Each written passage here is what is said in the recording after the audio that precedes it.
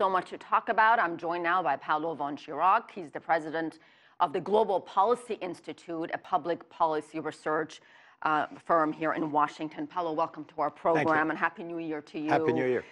So many challenges facing the Trump administration when it comes to foreign policy.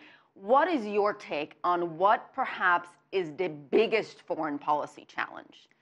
Well, no doubt, as your reporting already indicated, is North Korea. At least there is a certain sense of urgency, and it's been manifested in the heated exchanges already referred to between the North Korean leader and President Trump.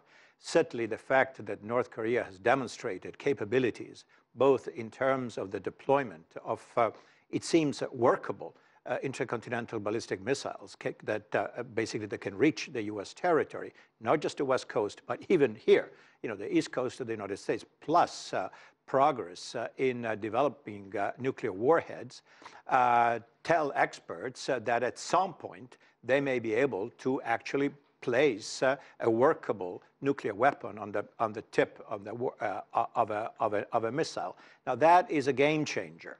Now, what can America do about all this? In the short term, quite frankly, I don't think very much, because all the options, including preemptive attacks, destroying North Korean nuclear facilities, etc., there's just too many complications. Will we have some kind of resolution in 2018? I don't think so.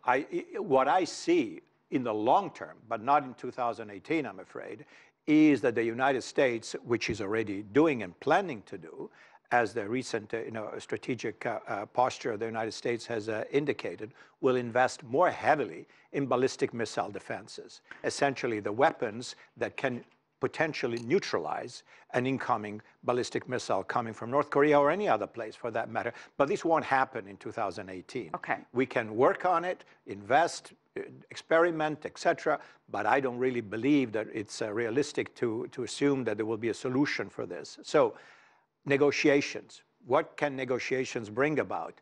I have the sense that the leader of North Korea, having achieved this great milestone of having workable nuclear weapons, he's never going to give them up. I don't see any scenarios. We can talk about North Korea, DPRK, sure, for an hour, but I really got to get to other topics at hand, too. I want to talk about Latin America, talk about Cuba specifically. Raul Castro announced that he will actually be retiring in April. For the first time in 60 years, Castro will no longer be in charge of Cuba. What is your take on this? How big of a deal is this? And what kind of changes can we expect? Honestly, I don't think we're going to see major changes. Yes, he may be indeed retiring because he's getting quite old, as we know. And yes, he succeeded his brother. And now there will be, for the first time, as you say, Cuba without a Castro in the lead.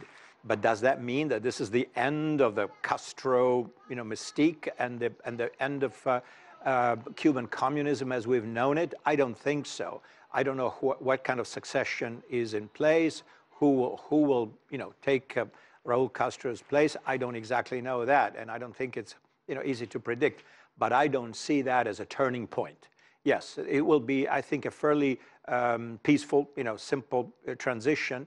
But even though symbolically this is quite significant, I don't think that substantively we're going to see transformations in Cuba. Of course, an unknown variable is relations with the United States. President Trump has indicated that he's not as warm about normalizing the relationship and certainly about ending the embargo and all these things that have troubled the bilateral relationship for so long.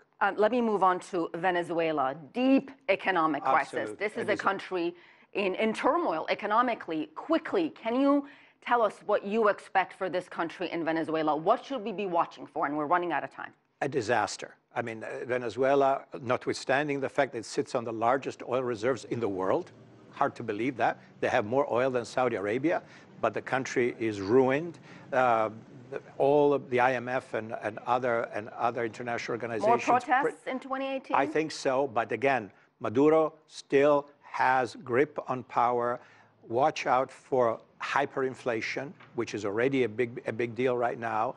People are essentially escaping the country, those who can, trying to go elsewhere, whether they go to Miami or in neighboring countries and whatnot.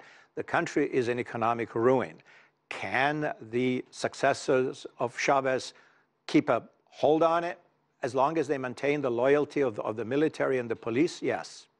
We'll have to leave it there. Paolo Von Schirach, so much to talk about for Yes. stories coming up in 2018. Thank you.